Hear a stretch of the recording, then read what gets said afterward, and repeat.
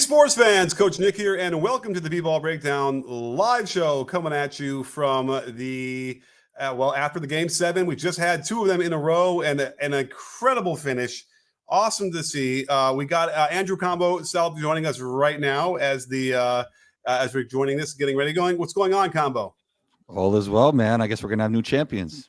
We are. We're going to have new champions, and we're going to have we got a good Game 7 at least, because the first game didn't come down the wire. It was interesting, and it was there were some interesting things we can talk about, but certainly that last game was one for the ages. A 20-point lead at home. This is going to be one of those things you just write it off, and the Nuggets are going to get to the next round, no problem. But the Minnesota Timberwolves had something to say about that. What did you make of that wild swing? I think it simply came down to Ant Edwards drawing a lot of attention, and you talked about the corner threes yesterday. That killed Denver in a lot of ways. I'm thinking Jaden McDaniels. I'm thinking a few other guys. Mike Conley hit a corner three. It simply came down to Ant Edwards getting double teamed, triple teamed, and him making the right reads and guys knocking down shots, and then Ant taking over as the fourth went down. I mean, Cat played great. Obviously, I think Rudy had a above average Rudy game for sure. So all that and more. What's amazing is that they both had 11 offensive rebounds. It felt like the Timberwolves had 20 and they had 40 second chance points. That Rudy had a couple shots that were just like ridiculous. That it was like a one-hand hook floater from like 15 off with the left hand the glass. Out his fingertips, he was losing the ball. It was North Korea. We were living in North Korea on that one.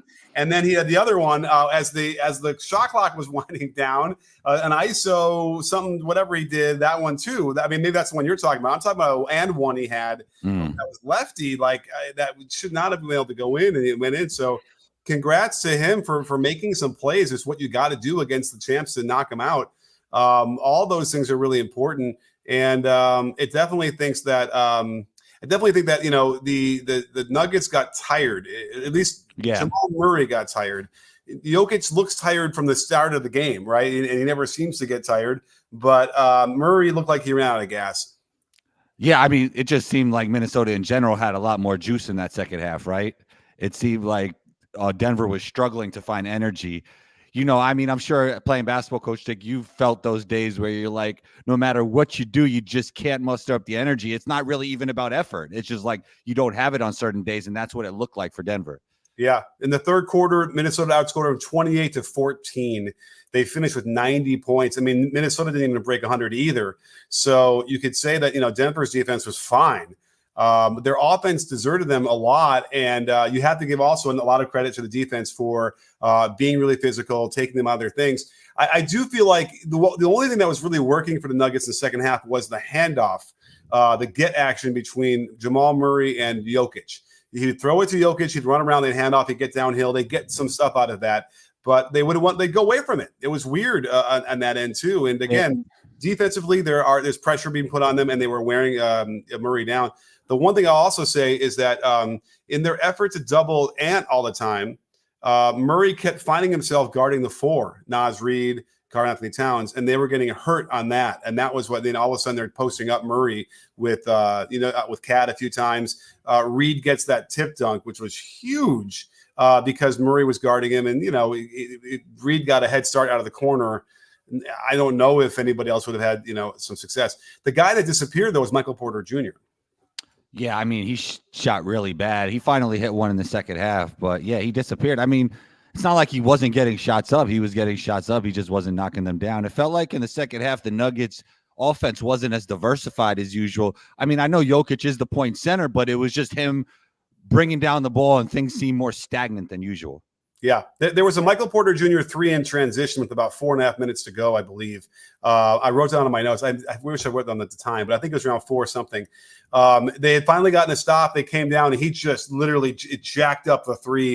It was a terrible shot, heavily contested. Wasn't close.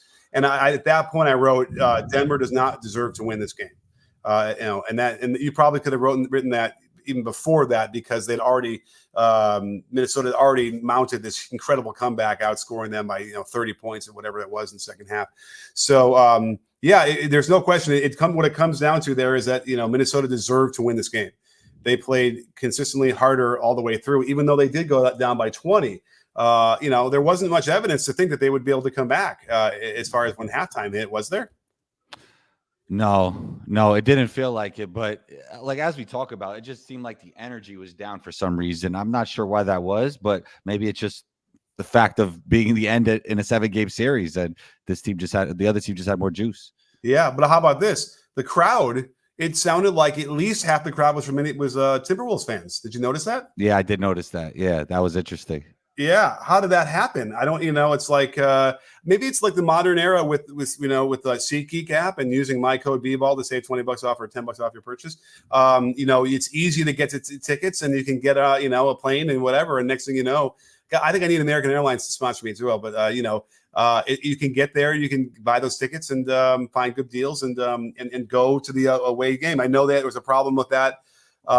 Philly Knicks. Yeah, Philadelphia. That all those Knicks fans went. So maybe it's a thing. But we have Chip here. Let's bring Chip Clark, who is a college ref and our go-to guy when we need interpretations from everything about the rules. What's going on, Chip? Hey, fellas, how you doing? Good. How are you? I'm good. Hey, I hate to be that guy, but I called it, right?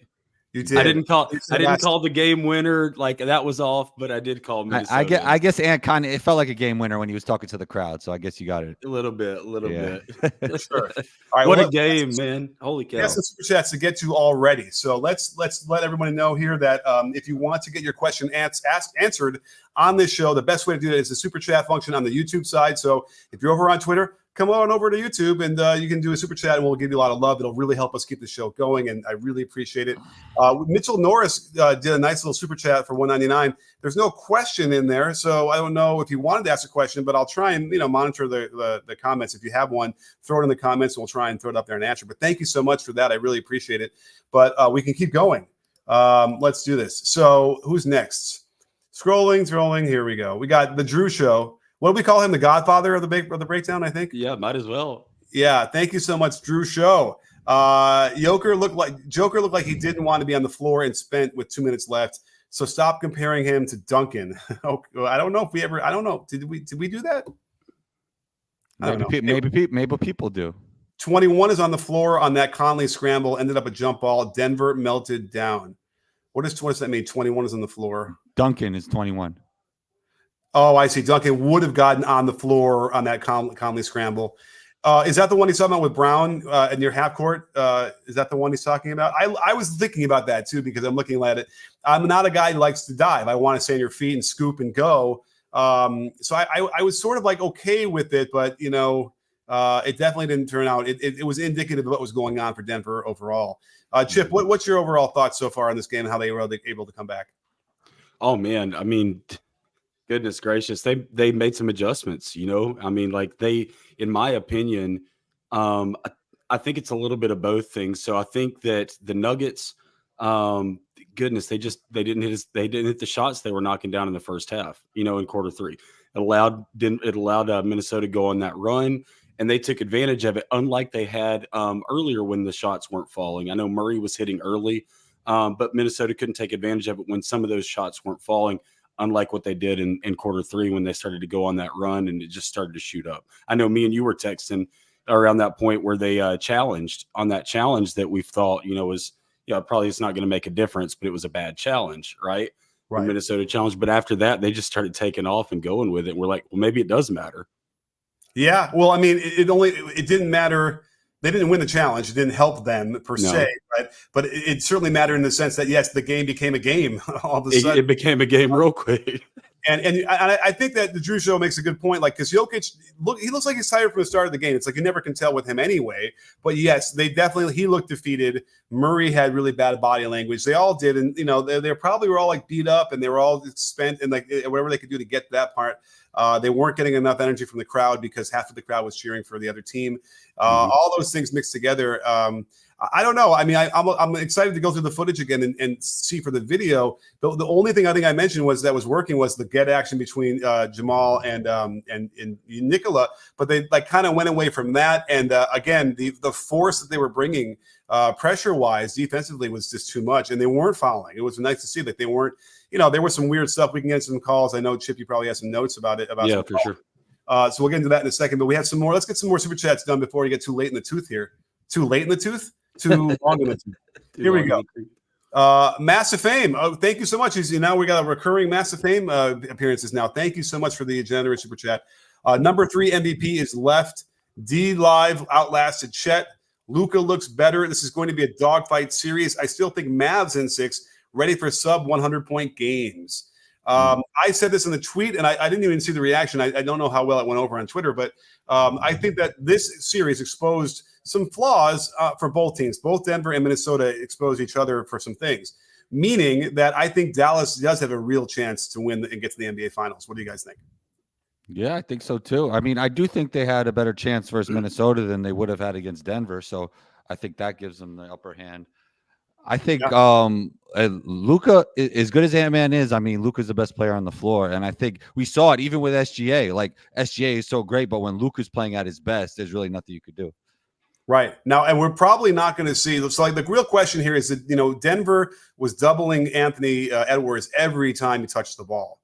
And it put them in some really bad rotation. Now, by that said, they actually rotated really well, I thought. I thought Denver was well prepared, and they were there. But a couple times it broke down, and they were able to get wide open threes. I think Conley hit one at least. I know that Jaden McDaniels had a great game again tonight. Yeah, again, because it's hard. When you put yourself out of a position on purpose for that, and we talked about this last show, you need to be able to be a little bit more judicious where you're doing it. If you do it out top, it's a little bit harder to rotate and cover when you can move them over to the wing and then jump them.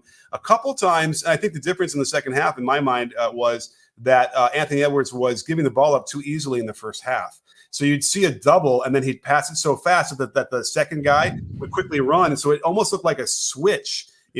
So like I'm running the double, and then the guy who's on him runs somewhere else right away. So they never actually like doubled him because he threw the ball somewhere else. It felt to me like he kept it a little bit longer and probed and found ways to split and get to the basket and be more aggressive, which is what he did when he had the 44 points in the other game. So, it took him a half to remember that, but I think they solved that pretty well. I agree. I think, who do you guys think is the more athletic team? Because we talked about how the Mavericks, with their roster change-ups midway through the season, got a lot more athletic. I mean, outside of Ant-Man, I think that this Mavericks team is even more athletic than this team. How do you guys feel about that? Yeah.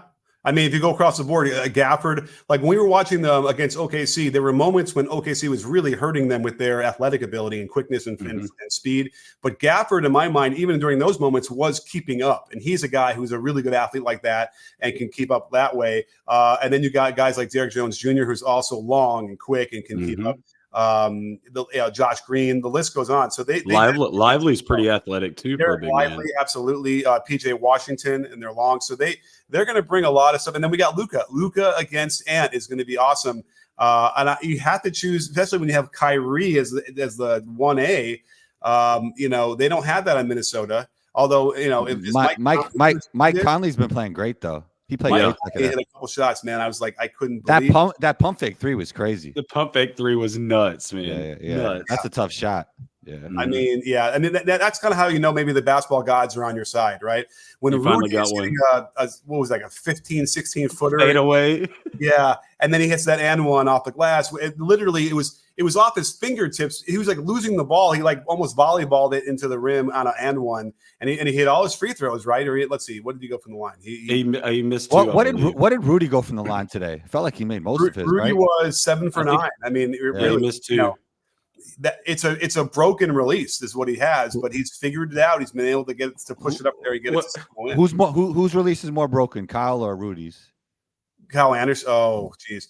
Well, here Rudy's issue is that when the wrist, he will push it and then the wrist will extend. I think he has more than one issue. Not extension. It will flex. His wrist flexes after the ball's out of his hands a lot. Rudy. With Kyle, that's not necessarily the issue. His all issue is before the ball actually gets out of his hand. He's doing all sorts of crazy stuff. But man, there's a word. What's the word? It's a shame at how they've gotten to this point, shooting those ways.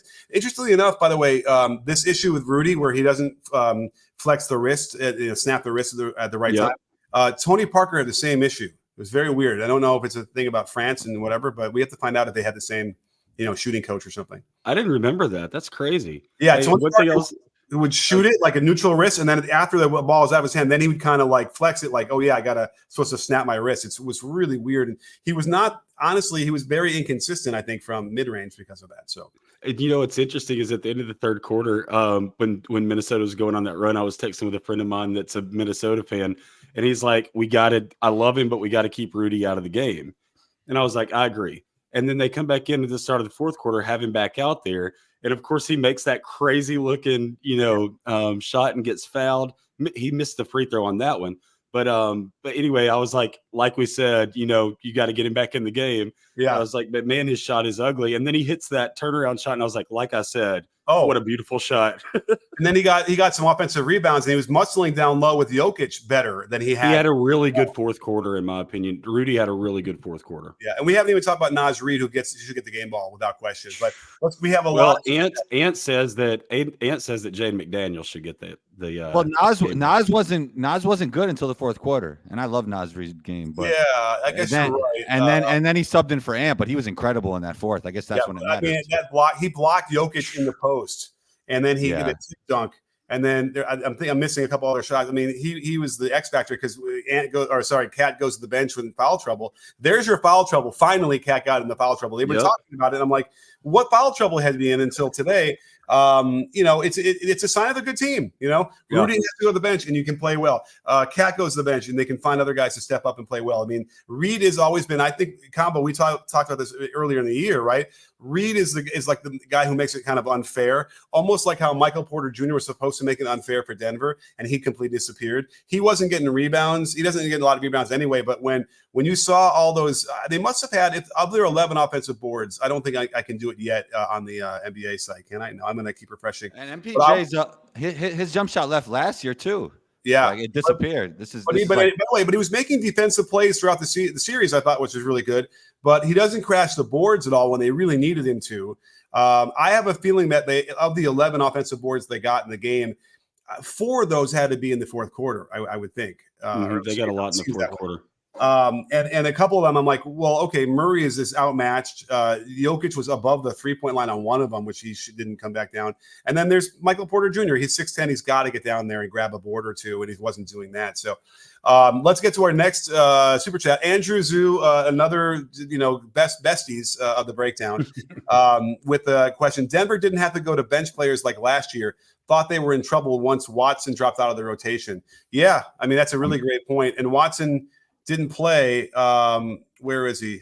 I feel like also Bruce Brown made them a lot more unique, especially like in the short roll, and is another guy who could hit a three and another guy who could defend and make decisions. He was big for them last year. I mean, they played 1, 2, 3, 4, 5. They played 6 guys, and then Reggie got 5 minutes, and Justin Holiday got a little over 9 minutes.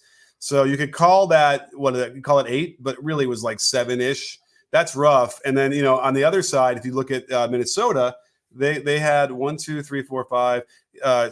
They only played 7 guys too. Both teams really shortened the rotation. But when you get the production from like a Naz Reid, and then you get McDaniels, we kept saying he wasn't going to do what he did last game again, and he got 23 points. Yeah, and he did it.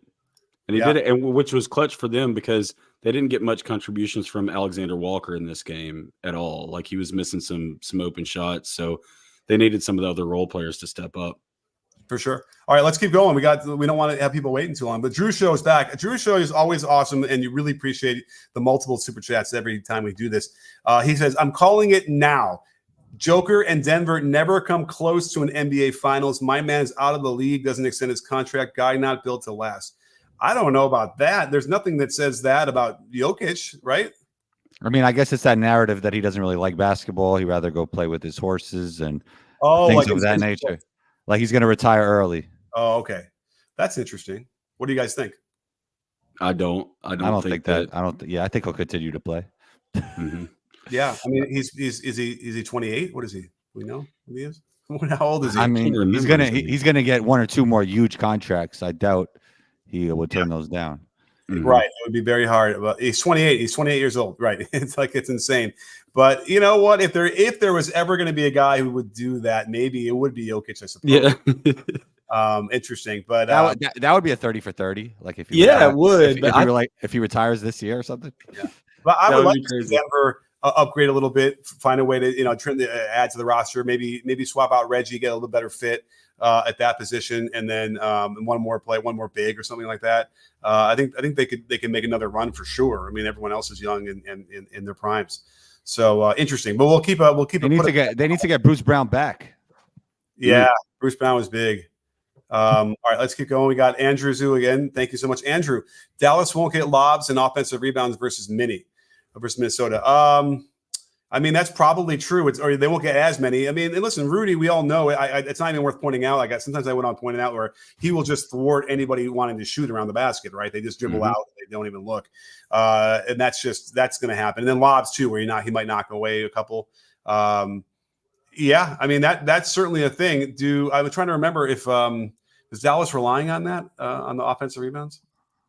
I mean, they're relying on a lot of lobs. They had a lot of lobs. They also leverage the lobs to get easy layups, Kyrie and Luka. It's been opening things up for them.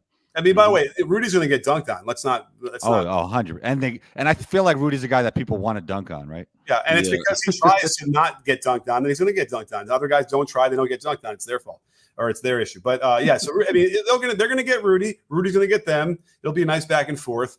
And then it'll end up being what the corners and turnovers, right? that's the whole bang. Corners are, again, it's the very vital. It's like when you're fighting a war, right? And it's like certain areas you got to be able to control in risk or whatever those games are. So the corners are huge, and I suppose they're going to continue to loom large, especially because you're going to have Anthony Edwards controlling a lot of the focus. They might try and take a page out of that and double him. I wouldn't be surprised if they do try it somehow. And then on the flip side, the same way with Luka, they're going to have to do some of that. And Luka, that was the difference, I think, in terms of when I did the comparison. I should do a full SGA versus Luka comparison, but it felt like to me that the big difference is that Luka can throw those skip passes for open threes, and SGA doesn't do that as much. Yeah, I think that's right. Yeah, we talked about that on the show the other day. Yeah, last night, I think. Last night, yeah. Yes. What is time? You know what? Would you believe we have a lot more super chats? I think we do. That's great. So here's Mitchell Norris. Thank you, Mitchell, for doing another one. So I didn't see anything, but here we go. His question is: will Timberwolves defense be a problem for Celtics with or without Porzingis? If they get past Dallas, yes, because Celtics offense is just them playing against a loaded up defense and going ISO ball, and this team is like no other when it comes to defense, and they definitely haven't seen a team like this in the East. Yeah. Agreed. Yeah. I mean, they're going to harass, Jaylen Brown. So Jaylen Brown, he tries to get in the lane, and we've seen, Tatum do. Tatum, on their way in, the dribble sometimes gets a little loose. Even now, that you kind of think that they're cleaning it up. Tatum puts his eyes down, doesn't always keep his eyes up, and doesn't see, so he spins, and all of a sudden there's another defender, and he can't handle that and finish. Brown goes left, the Brown left thing. It might still be kind of a thing. I hate to say it. There is evidence that he goes left, fine, no problem. Then there's times when he goes and they get stripped and whatever. So yeah, that's going to be a problem. I think they're going to need KP if they're going to play the Timberwolves. He's their safety valve in a lot of ways, and also he makes them more unique when he's playing. Are we sure that the Celtics are going to beat the Pacers? No, I don't think it's a foregone conclusion. I kind of want to see the Pacers beat the Celtics. That'd be funny. Wow. I don't think it's a foregone conclusion to think the Pacers can not only hang in that series, but pull it out. Pacers could beat anybody on any night. Like, they're a high variance team. They could be really bad or really good. That's why they were good in the in-season tournament with that March Madness style of play. And they're one of the top scorers in the league, right? Yeah. Oh, absolutely. I mean, their offense looks like it did in the very beginning of the year for the first few months. And when you have, Halliburton was just hitting threes, going to his left, hitting shots, going to his right. Like he was just unstoppable. But what I like most about their offense is when the ball just starts moving. They space the floor well. They're attacking on the catch, continually break you down. They don't give up the advantage when they get it. Like you said, they're going to give problems to any defense, right? The Knicks defense is a great defense, and they were able to light them up several times. We have to get to the Knicks Pacers and sort of the sad ending of that, how that all played out. But let's get through. We still have some more super chats. But thank you so much, Mitchell. I appreciate it. And Andre Henry, here we go. Andre Henry, thank you so much for the super chat. I really appreciate this. Hey, Coach, Combo, and Chip. What did Minnesota do to neutralize Joker and Murray so effectively? I'll throw that to you guys. Go ahead, Chip. I don't think they So here's the thing. I don't think they necessarily neutralized them all that well tonight. I mean, I think that, and that's my personal opinion. I thought Jokic and Murray had a pretty decent first half. I think the third quarter was where things started to go downhill a little bit. But what do you guys think the reason for that was in the third quarter? Well, think some of it was what Coach Nick was talking about a little bit, is that MPJ just wasn't making shots. And then Jokic hasn't been shooting it good from three either. And, in the NBA, you can't take away everything. And it feels like they were giving Jokic threes, and definitely they weren't even giving up threes for MPJ, really. He was just missing shots. He gets it off easily. But, yeah, I mean, MPJ has to be better. And I think it was more him not showing up than them neutralizing Jokic and Murray. And I think somebody got in MPJ's head, was talking to him and saying, hey, you're really good. You got to get those shots up, because he started taking shots that were not part of his repertoire at all, and forcing stuff. And that was really a bad look. The first half, we can now break it down. The box score updated. So in the first half, we had Jamal Murray at 24 points and 2 assists on 8 for 15 shooting. And then Nikola Jokic at 13 points, 15 rebounds, 5 assists. I mean, that's like a ridiculous line in Game 7. So I think that, yes, when and Aaron Gordon, by the way, was completely, ineffectual, right? He was, I think, 0 for 2 in the first half and 0 for 1 in the second half, didn't score. And it'll be worth looking at that a little more carefully to figure out exactly why that was happening. There was no lob threat there. They weren't finding him in the corners open to take any shots. And so then it just became a 2-man game against 5 defenders, right? Jokic and Murray. And I think Murray broke down first. I think he ran out of gas first, and then Jokic looked like he ran out of gas, and on both ends. And I think part of it was Murray getting caught on some bigs and having to deal with mismatches on the defensive end that wore him out too. Mm-hmm. Yeah, and even the times where Gordon was open in the corner, they just didn't look at him. It's not that they didn't find, like, they just didn't look to him. Like, he was open in the corner a few times. But I think the run out of gas narrative is actually a pretty good one, man. I think I would add a little factor to that. Once Minnesota came back in the third quarter and started hitting them in the mouth and then took the lead, I just felt maybe it's fatigue, but maybe it's also that little bit of, holy cow, did they just really come back from that? And I don't know. I just think they didn't respond very well to that. I'm looking for points off turnovers. It's not here. What's interesting is second chance points, according to the NBA site, says that Denver had 16 and Minnesota had 14. That's interesting to me, because it didn't feel that way at all. And that Denver had 42 points in the paint and Minnesota's 34. So these are all indicators that Denver would have won the game. It must be residual from the first half when they were up by 20. That's what I'm thinking. In the second half, it's not close. Yeah. And then Minnesota did have a 13-point fast break to 7 for Denver, which is Denver doesn't want to get up and down anyway. But all very fascinating stuff. But we have some more super chats to get to, so let's make sure we get them before we get too late here and they get too old. The Drew Show, man, this is a triple header, the hat trick. Thank you so much, Drew Show. I apologize for shading Cat. He came through, showed grit. However, played entire fourth with 5 fouls. Too bad Joker couldn't foul him out. He did get Rudy. Okay, so yes, all that stuff. Cat, okay. So let's talk about Cat for a second. He kept it together long enough, right? I mean, by the way, the fifth foul was really foolish. I think it was a foolish foul. He pushes Murray first, right, like through the screen, and then he kind of hacked Jokic. So I think the ref had to say, "I got to call something here." You got to with 2 in a row. And that was a problem, but it didn't really matter, because then it reminded everybody that Naz Reid exists. And he could do his thing. I mean, it almost was like Denver almost would have wished that Cat stayed out there, maybe, because Naz Reid did some things I don't think. Well, Cat had a tip dunk too, I think, earlier, right? Yeah, and late. It was a late, yeah. Yeah, so, the late one. I listen. Minnesota's really good. They really are good, and they've convinced me. I didn't think, By the way, like I had that thing like with Rudy. Anthony Edwards was struggling. They were doubling. He wasn't getting a lot of shots. He was missing all of them. He gets out in the break on the ball with the ball, and Rudy on the right, to the right of him. I'm like, of course he's going to go right in. He's going to overpower everybody. He's frustrated. He's annoyed. He just wants to get the ball up the basket. And then he gives it to Rudy, catching it 12 feet from the basket. And Rudy, of course, takes a dribble, and I don't know what happened there. That was ugly. It was all on Anthony Edwards. It's like those are the kind of things they got to clean up if they want to win in the conference finals. I will just say something. Yeah, but I thought Cat had a good game. And then, what he was referencing too, after Cat left with 5 fouls, Joker was able to foul out Rudy. Although I do feel like Rudy's fifth foul was a situation where Scott was probably a little stacked.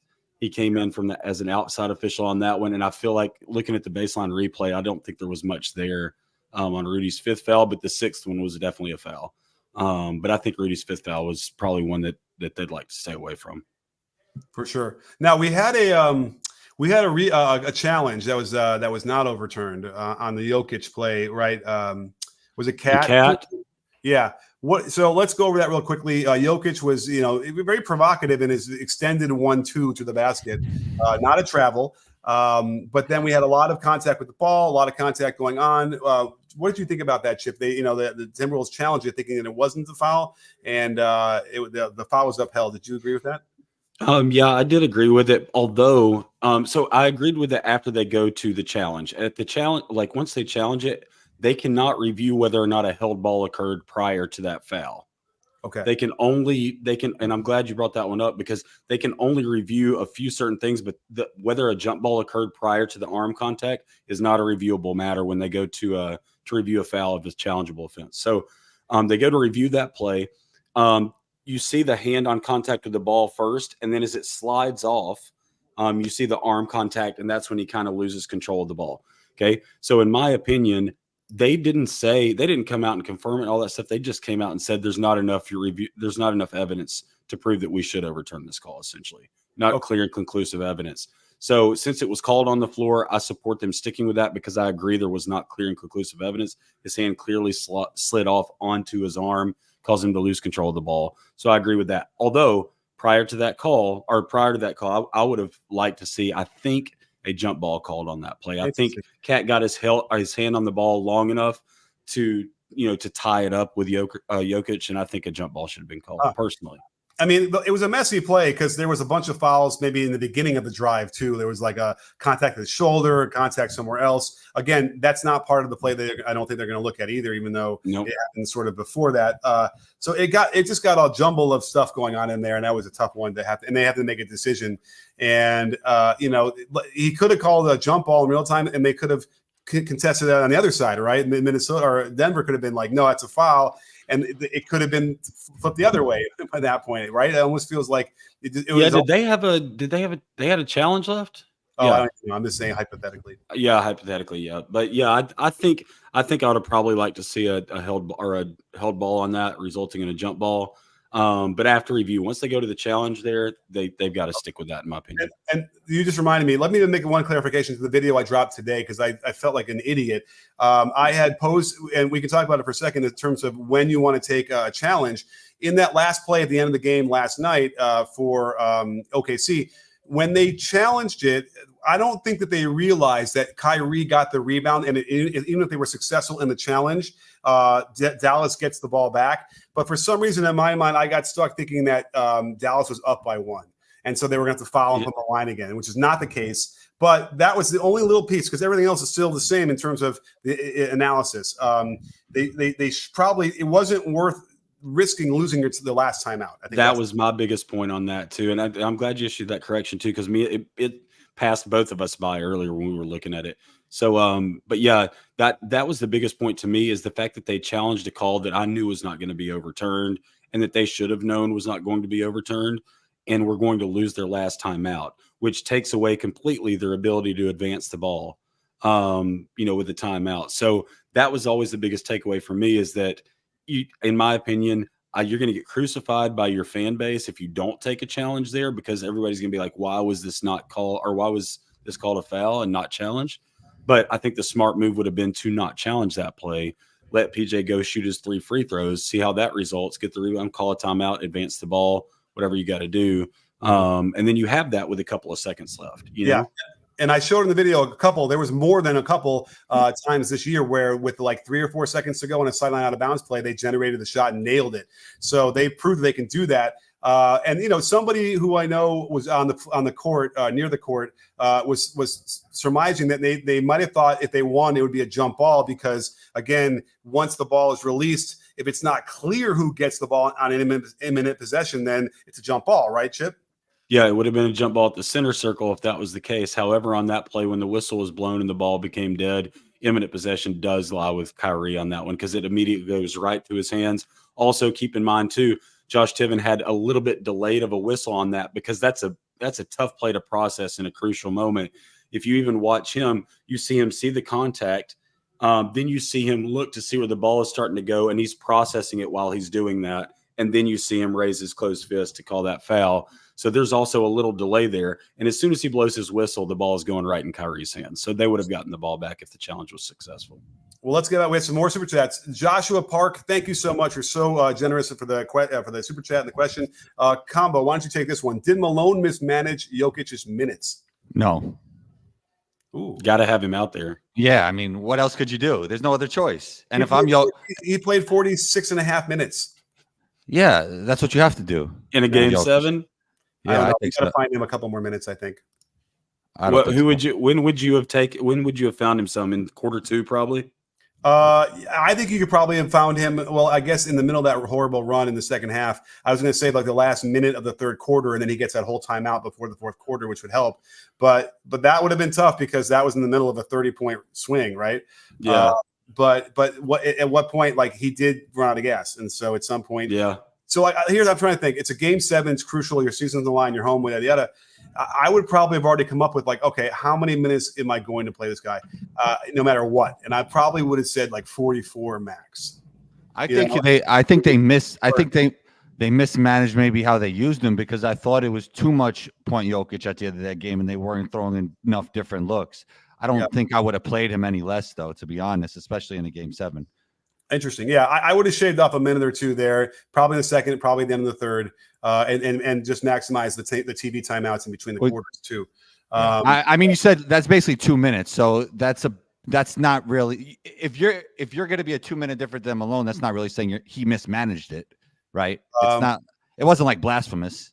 Okay, it wasn't blasphemous, but I feel like they didn't need to play him that much. How many minutes did Murray play? Murray ended up playing 42. I mean, that's a bit, and it's tough because you have to have either one of those in at any one time, right? Yeah, so yeah. That's tough. But they probably, by the way, when you're up by 20, they probably could have squeezed. That's when they would have been able to squeeze the next. That's what I was thinking. What was Jokic's minutes last year? Like in game 6s and game, I'm sure it was something similar. Maybe 46 and a half. That's a lot of minutes. That's a lot of minutes for sure. Yeah, I think if you do the method you talked about, having a set number of minutes, you're kind of looking to play him in this game going in.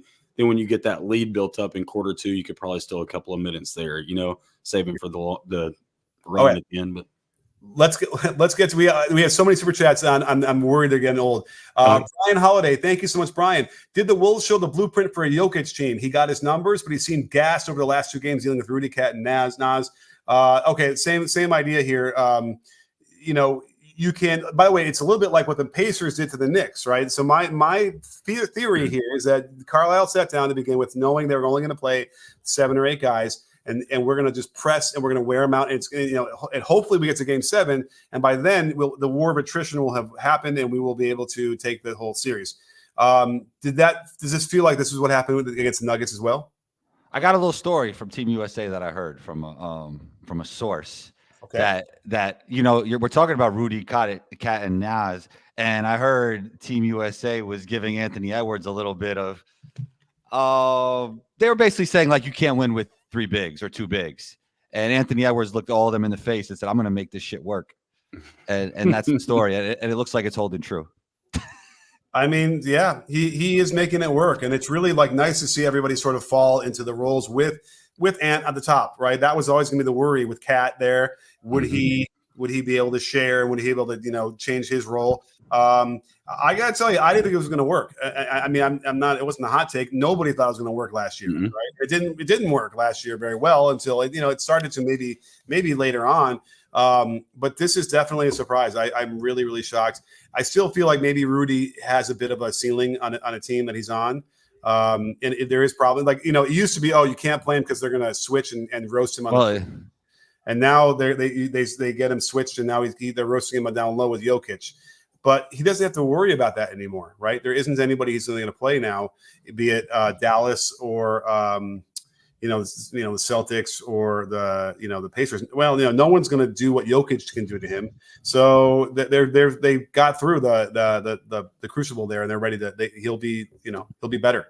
Nas fits with any big man, really. I mean, Nas could fit with any traditional big because he stretches the floor. He could guard multiple positions. Mhm. I mean, he's a starter on most NBA teams. His skill development agree. in his career is a success story beyond belief. I don't know of anybody, I can't remember in the last 10 years, who has improved as much. I mean, I'm choosing to believe he improved. Do you think he had the skills and didn't show them? Yeah. Well, because I went to a combine or like an agent workout with upcoming draft picks. I remember Tyler Hero was there, Naz Reid was there, and Naz Reid was clearly the best player on the court, and that was before he was in the NBA, and he was doing all that stuff. I mean, that's just a workout. He's not doing against NBA guys, but I do think he had that skill set. He just needed opportunity. Okay, well, there you go. Well, it's a great ascension to watch him get to where he is, and he's X factor. He makes it unfair, just like MPJ made it unfair last year for the Nuggets. He is the same way and more because you know what? He puts it on the floor better than MPJ does. Naz Reid? Yeah, he can get to the cup and finish better than MPJ without question. They're just different. Yeah, I see what you're I saying. don't know. MPJ's had some really awful drives in this series. I mean, MPJ is more like a 3. Like Nas is like a stretch 5, right? They're just like different. That too. But if you're looking at like how they, a lot of times he'll play in that sort of similar position where he'll be the third guy and an offensive hierarchy and get the ball, have to create something, right? They both sort of occupy a similar role in that respect. But again, that block he had on Jokic too, like again, has to be indicative of how tired Jokic was too. He couldn't even barely get the off and get the shot over a guy who's much smaller than or I think. Well, let's see how tall is Naz Reid? Is he 6'9"? I mean, he actually looks a lot smaller than Jokic. When I was actually looking at that today, I'm like, damn. Yeah, he's smaller, but he blocked the shot, which is over his head, and the whole thing is impressive. So let's get to another super chat, shall we? Let's keep scrolling. I know there's a bunch more here. Where's the next one? Here we go. Colin Anthony. Thank you so much, Colin. We definitely had a repeat from Colin. Remember, he's got the the still image from what combo? Dirty Dancing. Oh goodness. But that's what I said last time, though. Yeah, that is what you said last time. You were watching Chip? I did watch some of that show. Yeah, I watched some of that one before I had to go. No, this is it is help me. It's they just did the remake with Ryan Gosling. Fall Guy. Oh, Conor McGregor's in that movie, right? Yeah, what's it called? Harrison Ford, and he's a robot. Oh crap! I just ruined the whole movie for everybody. Oh dang it, dude! Come on, man. No, well, we don't know what he is in the movie. Yeah, you're trying to Blade Runner. My God, Blade Runner. Yeah. Anyway, thank you, Colin. And his question is: Lively, Sun to Chet on the glass, Harder versus Mini. What's harder? Why do they keep saying Harder? Am I missing? Is there a player named Harder? I'm forgetting. Harder versus Mini. Oh, it'll be Harder versus Mini. Sorry, I'm looking at yeah. It'll be Harder versus Mini because Lively's son Chet on the glass. Okay, so Derek Lively down low will be able to compete and be a lot, against Rudy. Yeah, I could see that. It'll be harder against Mini, is what he's saying for sure. Lively's going to have a tougher time. Oh, okay. But on that note, real quick, before we get to the next super chat, is like, what do you guys think the matchups on the bigs are going to be in this next series? Good question. Combo, what do you think here? How are they going to match up? I mean, you have PJ Washington and Lively, right? So, yeah, I don't know. PJ will probably guard Cat. Yeah. And Lively will guard Gobert, if I had to guess. What about was Lively starting, or is it no? It's Gafford. Gafford, yeah. So Gafford will probably guard Rudy. Yeah, that makes sense. Now the question is, what are they going to do about Ant? So who guards Anthony Edwards? Green, maybe. Derek Jones. No, Derek Jones Jr. will definitely do it. Jones Jr. I mean, and that's a good matchup in a way that they might feel like they don't need to double so quickly on him there. They might give him a chance to see how that goes, and then if it's really going badly, then they'll have to do something. Double, yeah. But I think the Mavs have a little bit more zone feel to them, if I'm not mistaken. So they don't do it that much though. I think they did it like once in the fourth quarter last game, right? Yeah, but I think I caught another one too. But yeah, maybe they don't do it that much. But they might need to bring it out because you need to have some support. But don't forget, man-to-man has a lot of zone principles and vice versa. So true. let's get to our next super chat. But thank you so much, Colin. The Drew Show back again. Wow, quadruple. What's up with that Larry Bird Allstate commercial? The Larry Bird Allstate commercial. Yeah, he's like in the roof from the guy who used to be on Oz. What? I haven't seen it. Yeah, Larry Bird's in the commercial. He sneaks into Larry Bird's house. You know the dude who's like the dude on you remember the show Oz? Yeah. He does all the Allstate commercials now. Oh, you mean Mayhem? Yeah, exactly. Yeah. Mayhem and Larry Bird. Yeah. I was surprised too to see Larry Bird in that commercial. I'm not gonna lie. I'm going on YouTube to see if I can find it. I know, I gotta check it out too. I'm a bird stuck in Larry Bird's attic, and I'm going to whatever. Now I have not seen this. Now I haven't either. Is that I have DirecTV Stream, and I feel like I get the weirdest commercials that are not what anybody else sees. Honestly. Also, I feel like during commercials, I'm texting with people like about the game. I will say this: I believe maybe we only had to see No Flex Zone once today. Maybe at all. Thank God. I don't see it. I just hear it in the background. That's all I can't stand it. I can't stand the Allstate commercial where the guy's house gets broken into and they steal the TV and it's the women's player with him. I hate that one. Oh. It's so bad. It's the cinematography is terrible. The acting is terrible. Everything is bad. I can't take it. But I guess we're talking about it, so they're successful. We are, exactly right.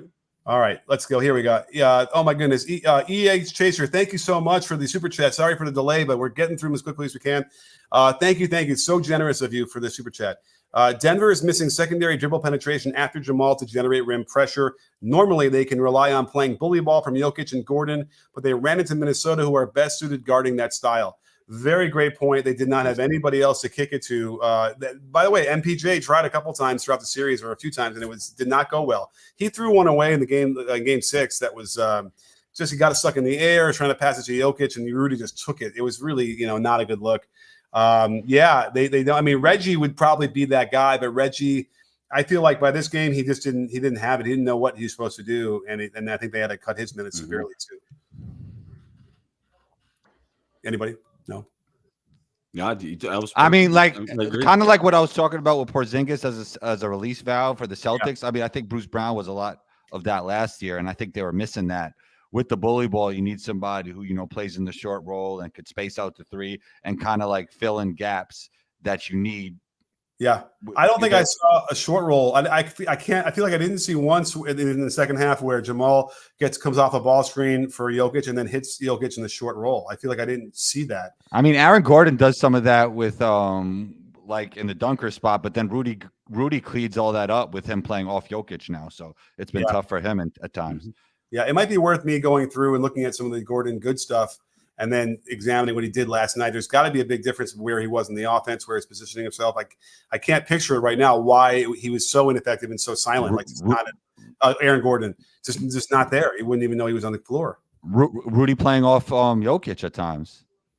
Okay, but like it worked. They had success doing that. Yeah. Anyway, they were able to find Gordon for threes. They were able to find him on, Gordon hit threes one game, but he didn't do that every game. That makes a big difference when he's knocking down threes. Yeah, but then he still got some cuts to the basket and stuff like that. And that was completely neutralized, I thought, tonight. So very interesting. But thank you so much, EH Chaser, Eric. I appreciate that so much. All right, Andre Henry is back for another one. Thank you so much, Andre. Who, in your opinion, is the best player left in the playoffs, and who is the biggest X factor? Who? Luka Doncic. Luka. That's Luka. Okay, and then who's after that then? I mean, and Edwards, and I think the biggest X factor is Porzingis. Okay, so the East is getting the short end of the stick on this one, huh? No, Porzingis is on the East. Oh, okay. I'm sorry. You're right. I mean, you want to put Porzingis above Tatum? X factor. I said who are the best? I said who are the best players? Luka and Ant, and I think the biggest X factor is Porzingis. Okay, so then in theory, I guess Tatum would have to be the third best out of all the teams left. Kyrie is probably better than Tatum. Okay, interesting. Who else is Tyrese Halliburton's better than Tatum? Wow. What he's throwing shade for real, dude. He's not a big fan. He's Pascal. Wow. He's not a big fan. Cat. Who else? I think you should stop. You should just stop. Who am I missing? Celtics fans are gonna kill you, man. Yeah. Oh, Jaylen Brown, Derek White. All right. Okay. Oh, God. Okay. Anyhow, the biggest X factor. Yeah, I think that Naz Reid is the biggest X factor. Yeah. I'm with Nas on that one. I had to pick, I like Nas Reed's game better than Tatum. I don't know if he's better though. Oh god. Yeah. Oh, no. All right. Okay. Let's see. Well, you know what? This is Tatum's chance once and for all. Although he's got to the finals before, but let's let this is it. This is like they had an incredible year. They dominated across the playoffs so far. This is Tatum's chance right here and now. But then again, they're going to go up against a team that doesn't play defense at all. So it's going to be an interesting thing. And actually, I shouldn't say that. I God damn it. Here's the weird thing. I think they were ranked 24th in defensive rating or something like that, the Pacers. But when you go down there, I made this point a little bit last show. When you go down the roster, they have very, very, very good defensive players all up and down. It doesn't make any sense unless you want to light up the coaching staff for not getting them organized better because Neesmith is a good defender. McConnell is a really good defender. Miles Turner is a really good defender. Come on, Nembhard can play defense. Mm-hmm. Siakam can play defense very well. I mean, that's enough. They have plenty. That makes no sense. Now, maybe if while one of you guys is answering another question or something, I'll look up their defensive rating in the playoffs versus the regular season and see if it's any better because maybe they've gotten better. I think that they have. But let's get to another super chat here. We have Hop Hayes. Let's go Pacers. Amazing birthday gift. Happy birthday, Hop Hayes. Happy birthday. Any idea if Benny Mathurin will be available in the Eastern Conference Finals? Keep the content coming. Boom, baby. Do we know about Ben Mathurin? I think it's I think I don't know if I would insert him at this point, even though I really like Ben Mathurin, but the chemistry's pretty good at this point. I don't know. That's tough. You're right. It's hard to throw him back out there. If I do this real quick, NBC Sports. Let's see if I can find it here. Benedict Mathurin, out for season is what last I saw from 2 months ago. Done for season. So I don't think there's any other new news. So I think that's probably it. He's not going to come back. He did shoulder surgery. That's it. We talk about Dallas having the best mid-season roster move. I mean, the Pacers are up there as well with Pascal. I think the Pascal pickup isn't talked about enough. He's been their best player for the majority of the season outside of Tyrese recently. Like, what do you mean? Why not? Why not? Okay. Yeah, I've been thinking about him a little bit, and I'm wondering, I don't know exactly where he's rated, and then I wonder if wherever that is, it might be a little bit high. Well, he's been All NBA a few times recently. All right, this is Siakam's chance once and for all to really make me feel good about the Pacers are playing with house money at this point. Out of all the teams, like they had a successful season. If they lose this series, I don't know if you could say that about the other teams in the East and the West. And that's why I think that makes them slightly dangerous in the next That's round. A fact. When they start playing free, yeah, they're tough. All right, the Pacers that was interesting. In the playoffs, the Pacers' defensive rating was 118.1. And in the regular season, their defensive rating was 117.6. So they've actually their defense has gotten slightly worse. Ranking 24th. So that's interesting. But that there were some buzzsaws that they were hitting against the Knicks where Brunson couldn't be stopped. By the way, let's just pour one out for Brunson and how he broke his hand or fractured his hand. That was rough. I hate to see it, but I think what happens is that you get so worn out, you get so tired, and you're so desperate, and you're playing as harder than you would normally be playing, and desperately swiping harder than you might normally do, and then you make that contact, and the next thing you know, you break your it was a freak accident, man. I hate that. But we have Ned Starks 007. Thank you so much, Ned Starks 007. So how do my Mavs win? Going to be a nasty battle under the rim if threes don't fall for the Wolves. You cannot let them control the boards. You have to be able to crash. And now Lively and Gafford and PJ Washington, those guys, even Derek Jones Jr. will crash the offensive glass. So I think that the Wolves will be a little bit worried about the Mavs too, don't you think? Yeah, of course. I mean, I think it'd be shocking if they weren't. Okay. But how else are the Mavs going to win here? The Mavs are going to win by Luka being probably a little bit better than he was. Maybe he'll get some treatment, get some revitalization, get that knee under control. I think that obviously Kyrie needs to be a lot better. I wonder if Minnesota's length could bother Kyrie and Luka at all, because they haven't really played a team in the playoffs like this yet. What was the head-to-head matchups like with these two teams? That's what I'd like to see. Yeah, I asked about that last night, I think, between Denver and Dallas, and I think Nick looked it up last night. I can't remember exactly what he said. Yeah, but remember, well, the Dallas stuff we looked Oh at yeah, the trades and stuff. before the trade, so it's really hard to know. But the second leading scorer in the last round for the Dallas Mavericks was PJ Washington, because Kyrie only averaged 15.7 points a game and shot 44% from the field. He did shoot 42 from the three, which is pretty good, but didn't take a ton of threes. So he was struggling a little bit around the basket, and it won't get any easier against Minnesota. They're going to need him to be better. Well, and in post game, Ant said he's looking forward to matching up with Kai. So, so he's already he's already calling it out. Yeah, I mean, I listen, Anthony Edwards, man. If you're not on his side yet, you got to get there, because hopefully he'll put to bed the whole two-way player thing, which I think has gone away, right? I feel like two-way player was a phrase we were using a lot like a few years ago, and it's got to be put to bed. Whatever they are, they play the game of basketball, and they have to play both sides, no matter what. And this guy is quickly becoming as effective defensively as he is offensively. You could be a better player than somebody that's a better two-way player than you. Like, I think Anthony Edwards is a better two-way player than Luka, but I would say Luka's better. Yeah, but it's if he continues to do what he's doing, then he won't be able to say like Dirk is better player than a lot of players that might be a better two-way player than Dirk, right? Yeah. But hopefully, that's fair. Yeah. But hopefully, we'll continue to get to the point now where the two-way player is that's what's expected for everybody. Even if you have to carry a load, you should. I mean, listen, no one's carrying as heavy a load as Ant is, and yet he is giving it out on defensive end as well, which is terrific. Even on an off night offensively for him, off night. But well, do you feel like Ant's help is like underestimated a little bit? Like Cat is just as he's not as good as Jokic as Embiid. He's not as good as Jokic or Embiid, but he's just as talented. Like they have Naz Reid as a sixth man. Like it's not like he's all by himself on the offensive side, even though their offensive numbers weren't great.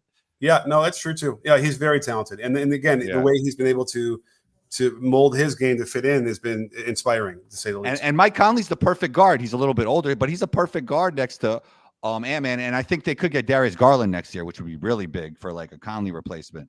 Wow, I've heard talks about that. That would be interesting. I don't know what the Cavs are doing, man, but that doesn't sound like they should be doing that. But okay. No. I think we have another super chat here coming in from Bron. Hey, Bron.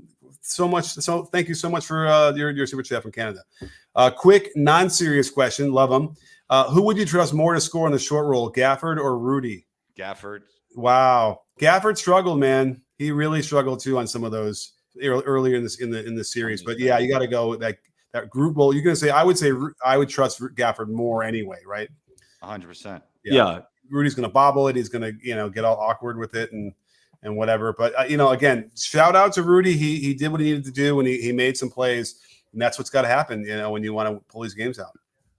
100%. All right, I think that's. Oh, we got another one from Richard Trent. Thank you so much, Richard. Great to see you. Thank you. Maxi Kleber will be back in the Wolves series. Mavs team trying to keep him out to avoid Wolves to game plan for him. Yeah, Kleber he might get 10 minutes a game, right? Yeah. What did he got less than that this series, right? Well, I think he was hurt, right? Or something like that. It's not that kind of keeping him out or whatever. They were trying to protect him. But, I think with PJ Washington and Gafford, like that changed the whole team and the dynamic. He struggles defensively, even though he gives them some good shooting. If PJ Washington's giving him the shooting, they don't need to play Kleber at all, in theory. I don't think so. But I'm sure he'll get a little run. I mean, I'm sure he'll get a quickie in the first half and a quickie in the second to give somebody a breather. And maybe they need to change it up if they're struggling. It's not working. But I don't suspect that Kleber is going to be a huge impact, right? Okay. Yeah, I don't think so. Yeah. Right. I know it's getting late out there for you guys. All right, it's all good. All right, here we go. We got Pookie. Pookie, if the Wolves win it all, can you see a shift back to traditional defensive, back to the basket bigs like Gobert? To me, he has been undervalued for a long time, even in Utah. I mean, is he undervalued? His contract doesn't say he's undervalued, right? Okay, but maybe she means just like in the zeitgeist of the game of basketball. Do we know if Pookie's a she or a he? We don't know, so we'll say they. Okay. I don't think there's hardly any traditional. You know why there's no more traditional back to the basket bigs is because we don't really like post feed anymore. Like we don't really. I mean, there was a little bit of Jokic today doing that, but he's obviously not a traditional big. But we just don't play basketball the way we used to. So there isn't a traditional big anymore from the style of play more than what the player skill set is. And Jokic's post-ups, even the low block, to me, are dribbled in from the way out. Right? Yeah, sometimes when he was tired today, so he would work a little bit, pass it to Jamal, and then get it back. But yeah, you're right. I agree. Yeah. Repost. Yeah. But I mean, listen, if you throw in Jokic, you throw about, Embiid, we got some other guys out there who are just still doing this. So I don't know. And Andrew's saying Zach Edey is coming in the league, so he'll be doing that if he gets minutes. So it might be, and don't forget, the best threes are the ones that come from a kick out from the post. So the Warriors, show you that, by throwing it down there, just getting it down there is important. It doesn't have to be a score, but getting it down to the low post is an important part of anybody's offense. So, because it's easier, by the way, it's basically like you're driving to the basket and you're getting all the way to the block, right? That's all a post up is in theory. So, and it's easier to do a lot of the time. Mm-hmm. So, we shouldn't see that. And by the way, like I said this before, because the way they're chart post ups, if you were to do a great move and shoot it right at the point blank and miss, but then get the rebound and put it back in, they don't count that as the post up, even though it's clearly like part of the play. And if you did do that, it would make the points per possession on post ups as valuable as any play. And and that's so it's almost like semantics at that point. And unfortunately, it sort of turned the narrative. But if we can kind of change the narrative there and realize it isn't as bad as everyone thinks, then maybe they'll play it more and we'll work on it more, and the footwork will get better and better again because we've lost. I'd love to see it. I'd love to see it. So yeah, so I think we will. I think we'll continue to see it. Wemby, for all his stuff on the perimeter, he does get post ups down there too. KP every once in a while, yeah. So I think that you're right. There does feel like there might be a resurgence to that. So yeah, I'm excited. Well, listen, guys, we passed the hour mark. Had a lot of people, a lot of super chats. This is amazing. What a great show. Yeah, man. It was great. What a great series. What a great game. What a great playoffs. Yeah. Playoffs are going well. Knicks and Pacers, aside from the too bad stuff about Brunson. But I don't know. Maybe we should look forward. So who do we have between the Pacers and the Celtics? What do you think? I want to see those picking. I want to see the Pacers, but I think the Celtics will win. Yeah, listen, it's not a surprise if I tell you I'm an underdog guy. I love underdogs. So I'll probably be like, kind of half cheering for the Pacers and see them do some stuff. But you can't pick against the Celtics, right? They're too good. They've had too good of a season. Yeah, but so here's the thing, though. Like, I know that any Celtics fans watching may feel like we're picking at the Celtics from time to time or whatever. But like, I got a question. They've been knocking at the door for years, right? Mm-hmm. And Celtics fans have got to be annoyed by that they haven't broken through. But what about the team right now gives you confidence if you're a Celtics fan that this is the year? And speaking of which, Darren Faust has a really great super chat that's exactly about this. Oh, perfect. What if the Celtics steamroll whoever they play in the finals? Why is that a hypothetical people just assume won't happen? And, right, you're right. Segue. They could. I suppose the reason why is because the people they've steamrolled so far haven't been great. And then even when they played the Cavs at missing two starters, they didn't steamroll them in that one game. And everyone's is a creature of the last second you saw them play. So yeah, that's probably why it hasn't quite been as rolling in a couple of those games that people expected to, and so now the narrative they don't play championship basketball. That's why. Like if you watch them play, they don't look like champions. Wow. Okay. They don't. Do they? I mean, Coach Mazzulla got out coached, and Bickerstaff's about to get fired. Makes sense of that for me. I don't know. No, that's my point. Like if you're a Celtics fan, like what about this team gives you faith that this is the year to break through? They don't even run anything out of timeouts. Is that true? From what I see. All right, well, I'm looking forward to finally getting my hands on some breakdowns of the Celtics. For some reason, every year in the playoffs, one team kind of gets left out because there's so many games, there's so many epic games and whatever. And it's usually the team that's blowing everybody out or doing well. It's like I don't get to them, but I'm really anxiously looking forward to going through a lot of Celtics stuff in the next week and a half, and we'll get to the bottom of it, and we'll get to the bottom of it in the post game shows too.